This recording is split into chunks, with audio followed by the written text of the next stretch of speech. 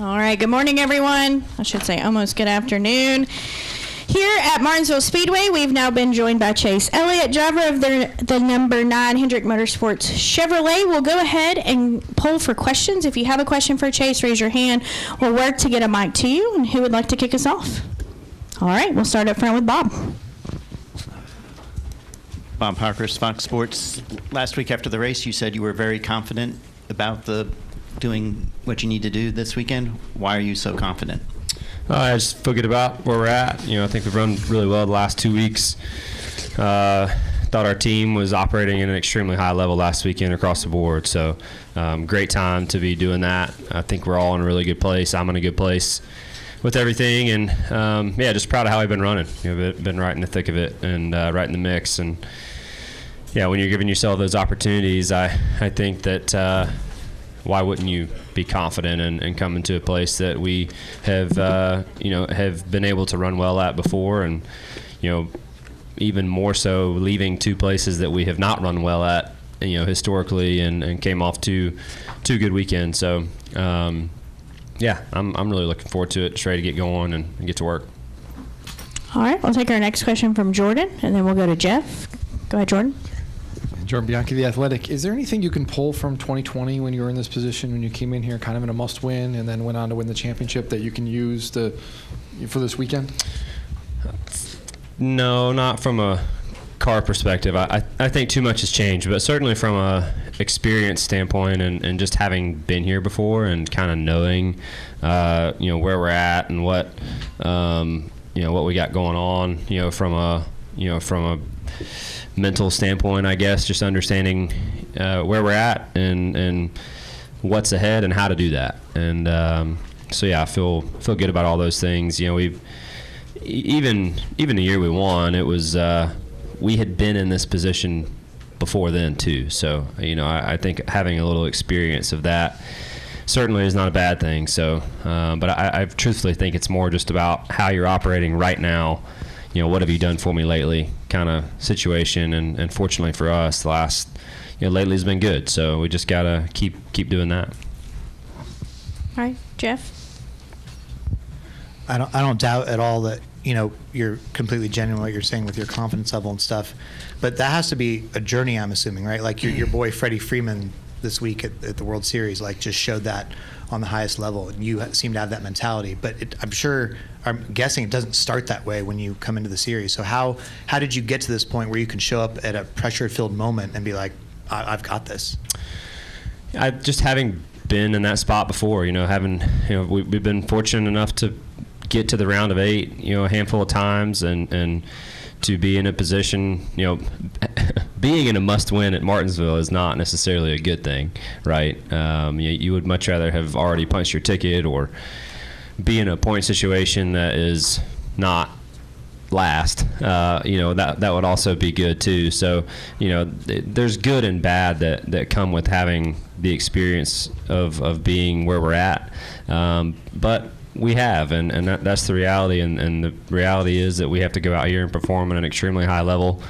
We, if the weekend's not perfect, it's got to be really close. And I think the more that you put yourself in those positions, the more you feel comfortable in those positions, and just are able to recognize the important factors that go into ultimately what's going to give us the best result on Sunday, and just dial that in and go to work. So we've had a good week of prep, I feel like, and we'll find out here shortly kind of where we're at. All right, go ahead. Chase Elliott, Jermaine Farrell, WFXR in Roanoke, Virginia. I got to ask you this. I asked Clay Campbell this, a couple weeks ago. He said, pretty much whatever you did in the spring race here, you can throw that away since this is a longer race, 500 laps, and the new tire structure. But what, if anything, you can take from the spring race that would help you for this race coming up on Sunday?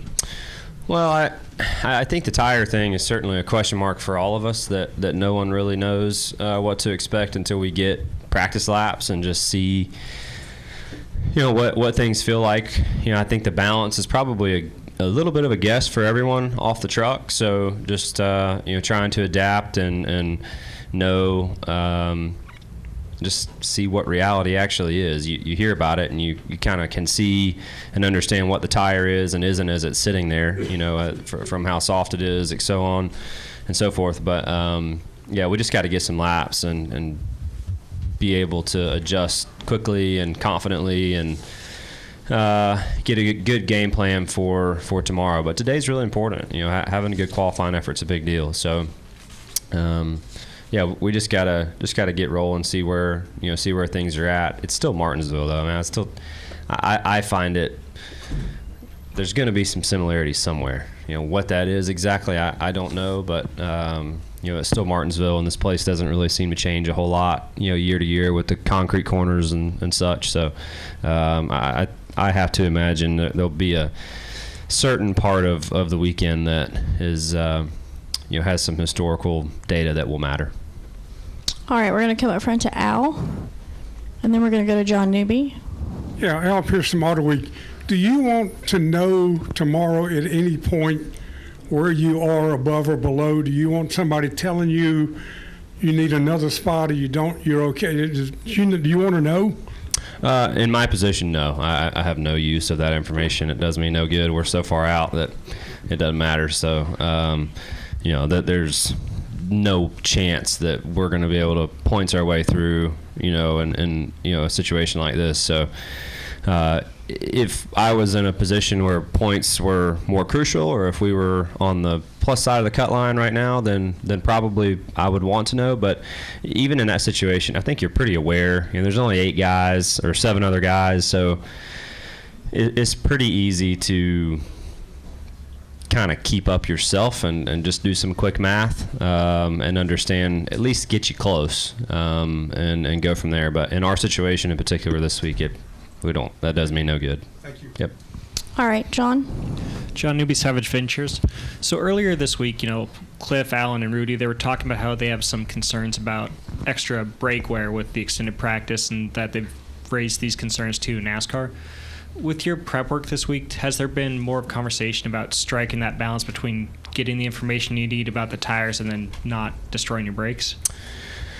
Yeah, it's certainly a topic, but I don't think you can just lay up and practice, because I think ultimately that's going to then hurt you, either for potential race balance information that you might want tomorrow, or get you out of a rhythm that I think is really important for not only the race but also for qualifying too. So that's kind of not as much my department, as it pertains to going and trying to lobby for those things. Those guys have a much better pulse on what the reality is there, and hopefully they're at least open-minded to a potential concern that would, include everyone. That would have to be looked at, right? But we'll see, as we get through practice and what the situation is. But I don't think you can afford to just take it easy today and save your brakes for tomorrow.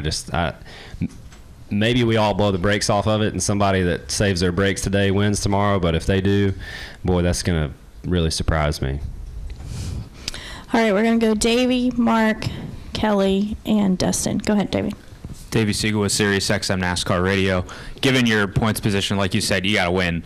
So has this week of preparation and conversations with you and Alan, has that been any easier, just given that you guys know what needs to be done and you don't need to worry about anybody else, really? Truthfully, it's been our mindset since we got to Vegas. Like, it has not changed. And, I mean, did we have a chance of pointing our way through, if we had 3 really good runs? Maybe, but I still think it was going to be hard pressed to points our way in from how far below we were without having any playoff points, So yeah, I think that there is an element that makes things really straightforward and simple, and hopefully that helps us. But I don't know that, that there's other guys that are in that position too, at this point in the year. Most of the field is in that position, really, when you think about it. Most of the field is out of the points totally, and then there's 2 or 3 of us that have to win, and one guy probably doesn't have to win, and then the other the rest of us are in a position where I think you have to have that mentality. So that is true. It's a good point, but I think we're very much in the majority in that right now. Wondering if you watched the truck race last night. The finish left a lot of people talking, and if you have any thoughts on, what's fair, what's foul, and what you're willing to or not to do at the end of these races, especially here. Yeah, I was watching.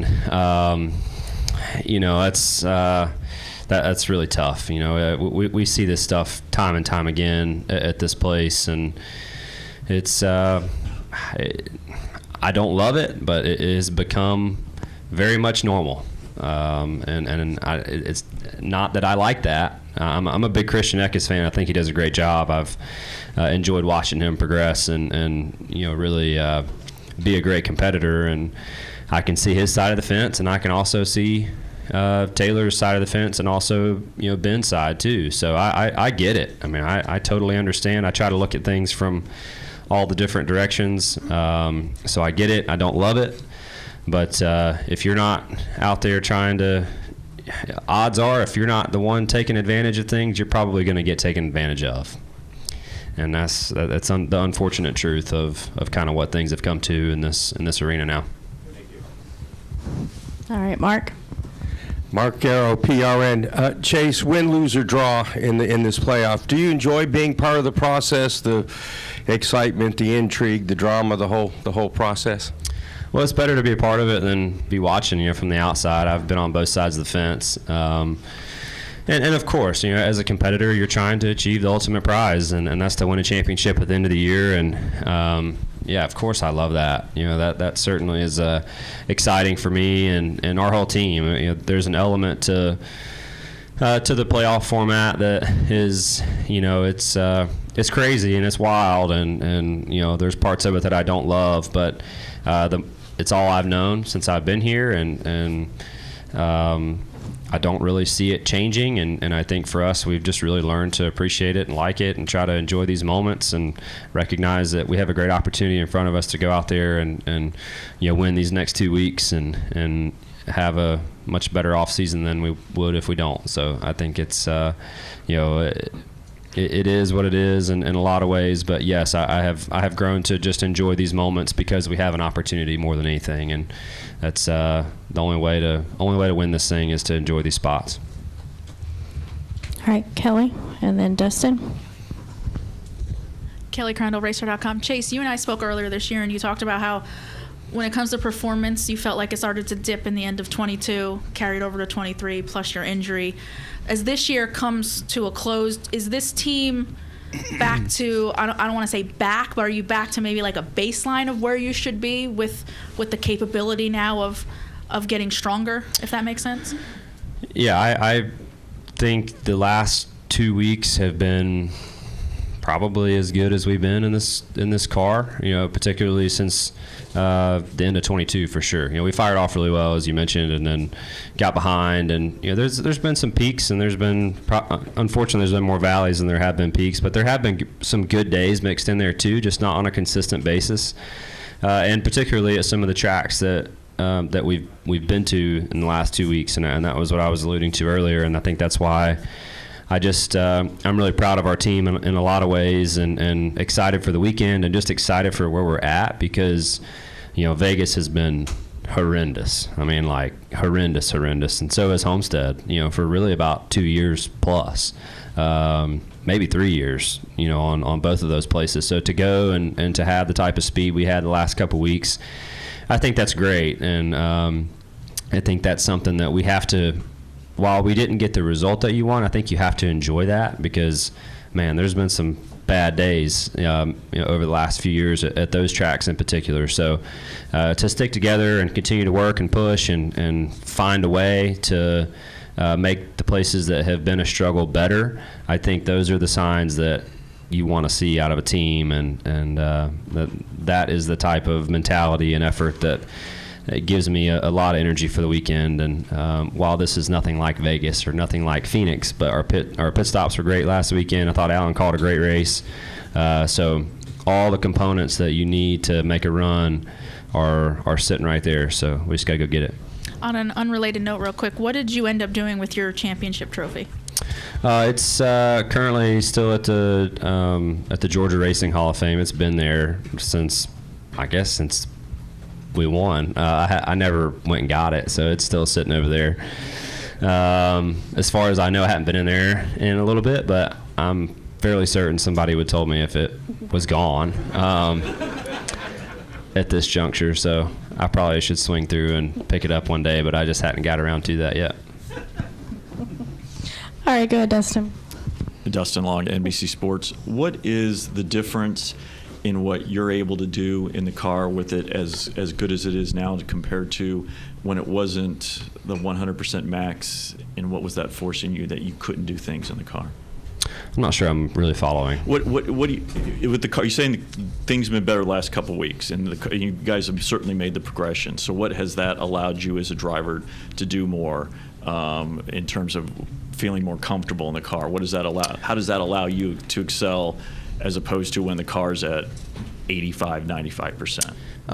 Well, I think it's a collective effort. It's not just like magic button, go fast. Like that's just not how it works. It's a collective effort of time and effort and conversation and what do I need out of my car to give me the most comfort. And that might be a little different for everyone. And then also I think adjusting your driving style to suit what the car wants in those configurations to go fast. So it's very much a collective effort, and it's required me to look at things a little differently, I think, from a driver's standpoint. So it's not one thing, and I just think as you collectively get better and you gain some confidence in different areas, then that just is a step, and then you try to find a way to take another step. But the steps are very, very small. You're not taking big jumps. It's just little bits here and there can make a huge difference, especially with the landscape that we're in nowadays, as you well know. Not many people will ever, even in this sport, will get to experience what you did here at Martinsville in 2020, winning in a kind of a must-win or type of situation to advance. When you look back, think about that week leading up or that race. What is it that stands out to you? What is so special, or that really come to the forefront for you when you think about what you accomplished that weekend, which led off to Phoenix? Yeah, this is a extremely important weekend, and when I look back at that year, it was this win was as big as Phoenix, because without it, you don't have that shot. So it was just a crazy week. Honestly, you come in here, your back's against the wall, and it's not like you won Vegas, right? And you're all eyes on Phoenix for 2 or 3 weeks. For us, we're all eyes on Homestead, and then now it's all eyes on Martinsville, and I haven't even thought about Phoenix. So it's just about getting the job done right now. And I think as you go through those situations, I really believe and trust in our process, and if we're able to go and get the job done tomorrow, then you go and you start your homework tomorrow night, and you start prepping and get ready, and that was what we did. We didn't have a choice. We were locked in on Martinsville. We were able to get the job done, and then when the checker flag was over, I think we tried to enjoy the moment for a little while, but it was kind of hard to, knowing that in 7 days you're racing for a championship. So it was fast, it was quick, but I think the week gives you enough time to get ready, and fortunately that year it did. All right, Chase, thank you so much for spending time with us. We wish you the best luck this weekend.